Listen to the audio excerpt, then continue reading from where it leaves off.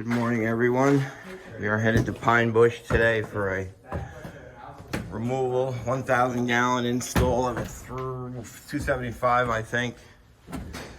For a period of time, every time we would buy tanks, the end caps of the tank used to be scratched.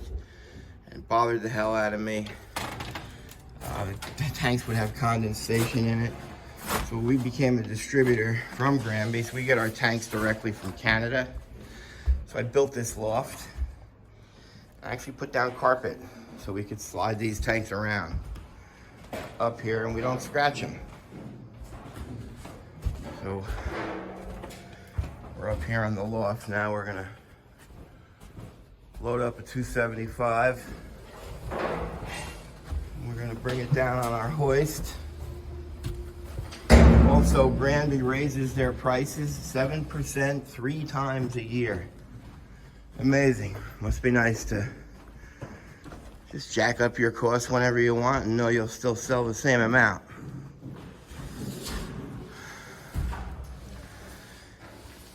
So we rotate these as we get them, like you would a piece of fruit, just to make sure that there's minimal condensation, if any. I'll slide that over on the carpet. We built all this. This enables me to have about 80 tanks up here. So we carry 275, 330 Granbys, 75, 330 horizontal Granbys. We've got a couple of EcoGuard up here. Those are 30-year double wall tanks, also made by Granby. And we have 4 Roths up here, 2 275s and 2 400s. We haven't had anybody fall off this yet. We drop it down on our carpeted logo pad. So Sam will hook this up and then we'll begin to bring it down.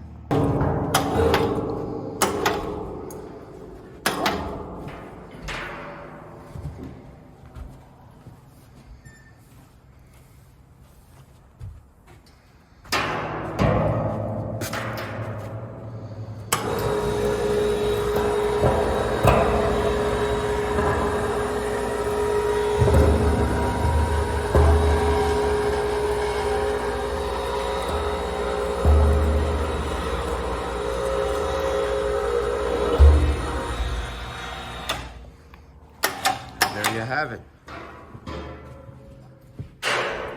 We install, I'm going to say roughly 100, 110 tanks a year.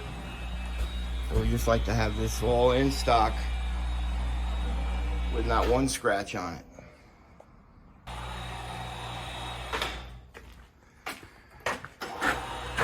So after we pull that down, we'll clean it all off. We'll take 6-inch legs with a flange. We'll put it on, bring it over here. We'll get it all painted, and then we'll put it on. We will remove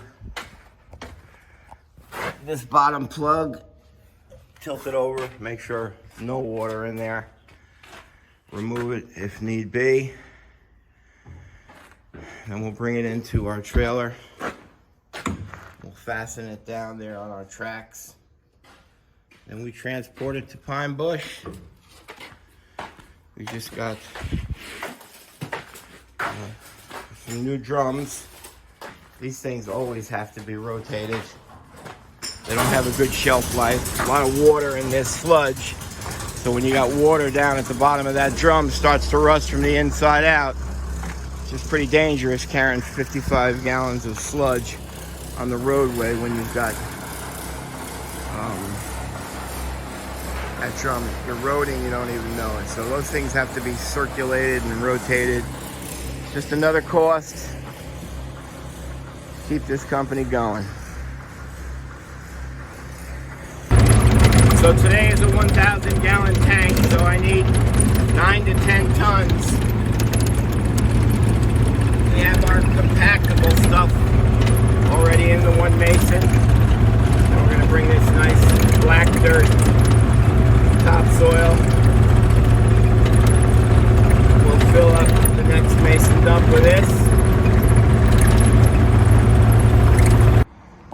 So normally we put 4-inch thick, 8-inch by 16 blocks under each leg. For stability, that's what towns, local and state require.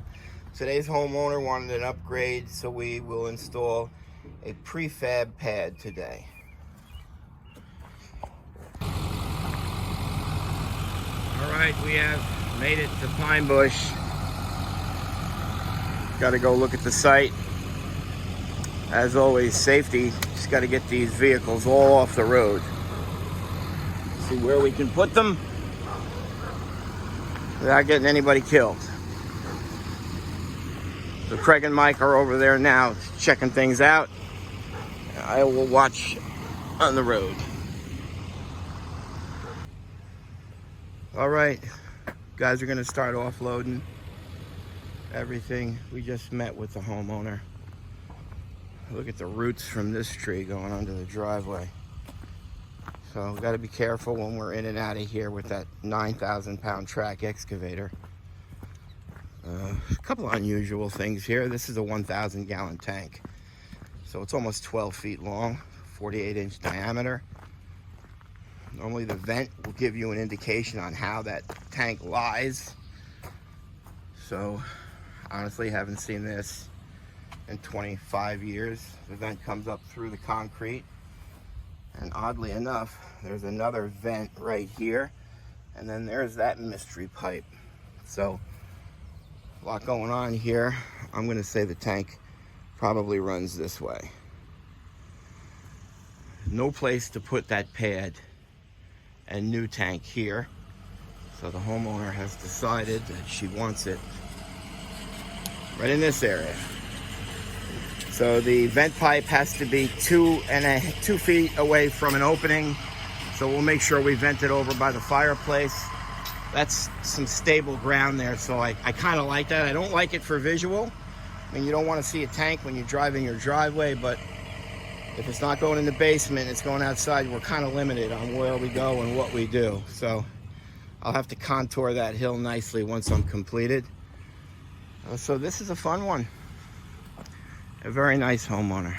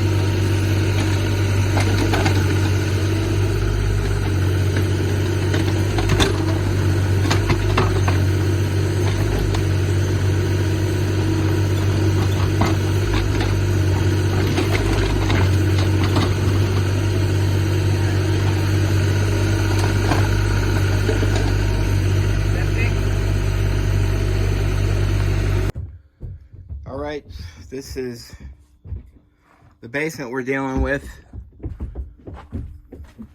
Why that's there, I'm not sure, but it's pretty cool.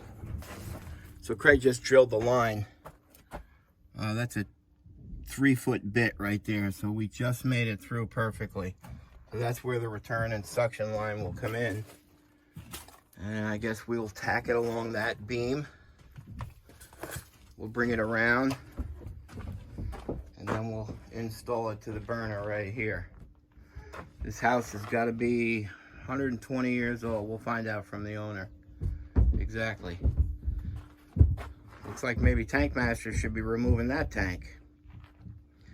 But I wonder what this little area was for, because it is pretty cool. Oh, what comes this side too? Oh yeah. No idea. Maybe some kind of structural support for the house. Stairs maybe? Okay, and the work continues. There's the, we did hit a 4-inch black pipe, but it's not the septic. The septic runs right here.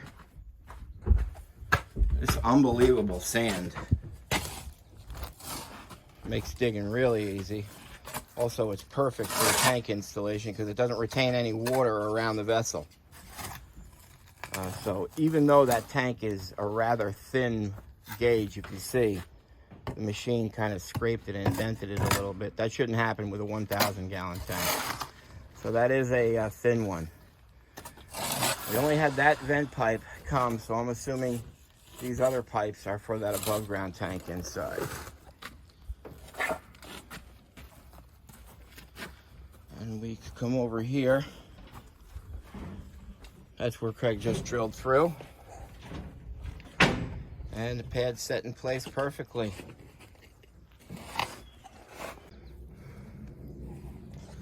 So this soil here in Pine Bush is pretty amazing.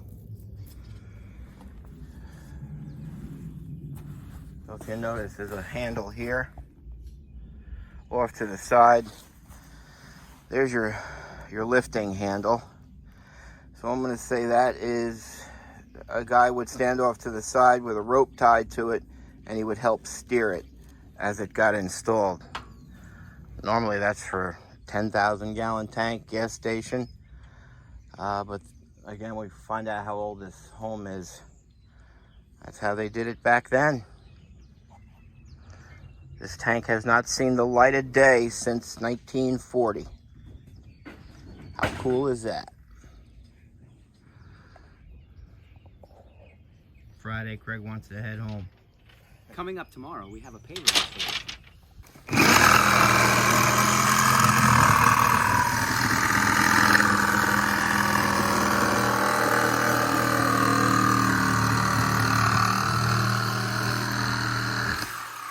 That's a thin tank.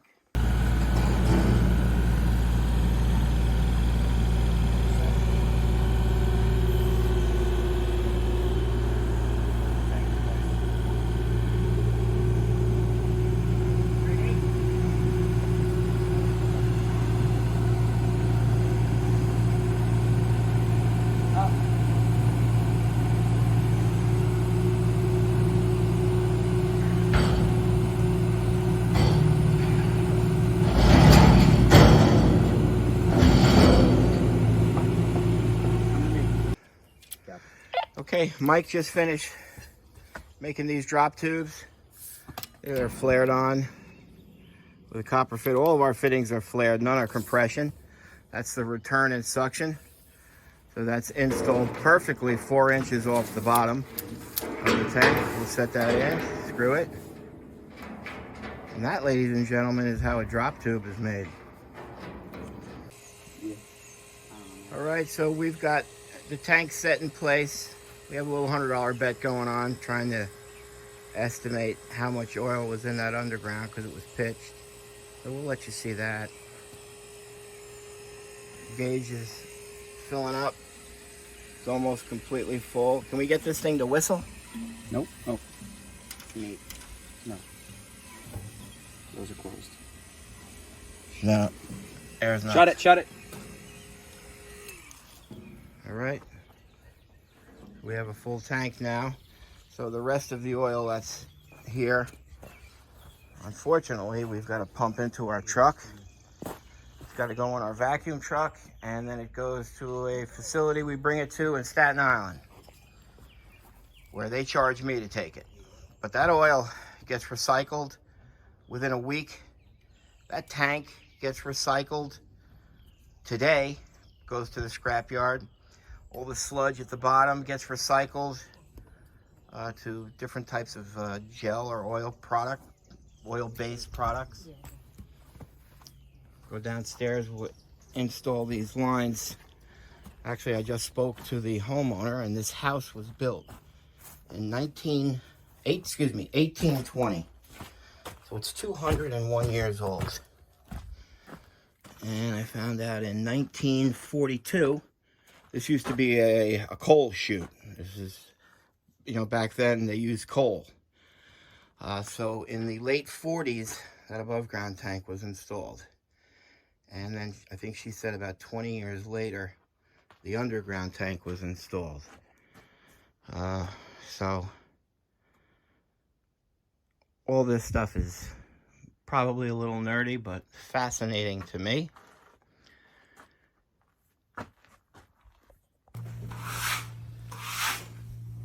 So Mike's finishing the bucketing. We transferred. So the results on that $100 bet for how much oil was in it. What's the result, Craig, that we come up with? Well, I said 484, and we're getting around 483-ish total. And what'd Sam say? 470. 473. What'd Mike say? 510. What'd I say? 497. 497. So how close were you? If my math is right, I'm about a gallon and a half off. A gallon and a half off. So there you have it, folks. I'm sure you felt the excitement at home as we do. We will award Craig the $100 and possibly give us all a $100 tip. Okay, Sam is got those lines actually all run. We marine caulked the other side. Sam's just gonna expanding foam fill from this side. I'm not gonna be able to run a good bead of caulk around it, so considering the water would possibly be coming from the outside inside, that's where we use the marine caulk. So we'll foam this side really good. It's kind of weird with these cans. I don't get it. They say they're reusable, but once you use it once, it's got a system of closing it off. You can never reuse it again. So it's a one-shot deal. So whatever you pay for this thing, it's for one install. Or they should just figure it out or make smaller cans. But Sam's foaming that up real good, so we won't have any issues. We ran that line, as I said earlier, over. We brought it down, and then it's installed. So Craig's going to be firing this thing up in a minute. And we're still waiting for the inspector because it's in Pine Bush, but it's actually under the town of Crawford. Crawford mandates the inspector see us removing the underground tank.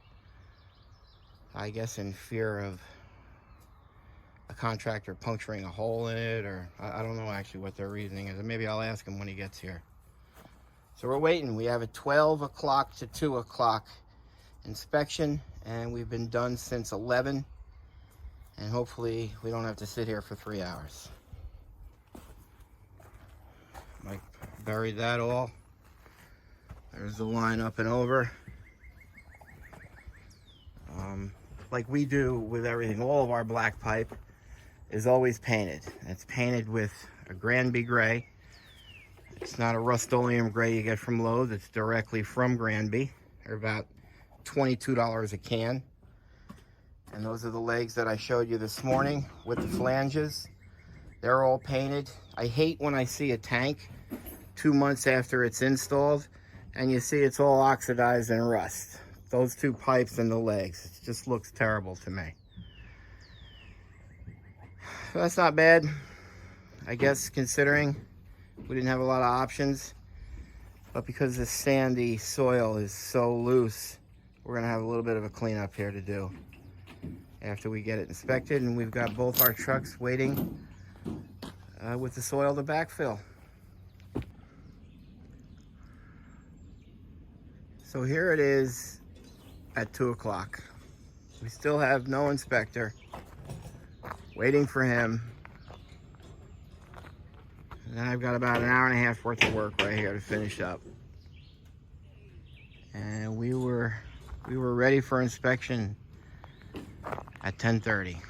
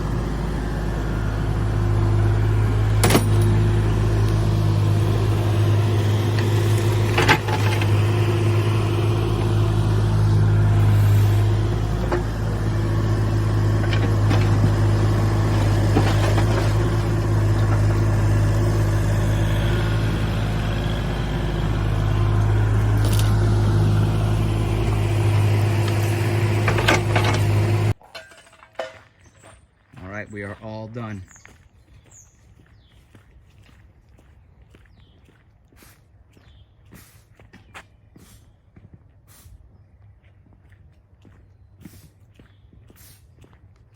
Tank is cut in half, put in the back of the truck. Topsoil is all down. Mike just finished putting seed out.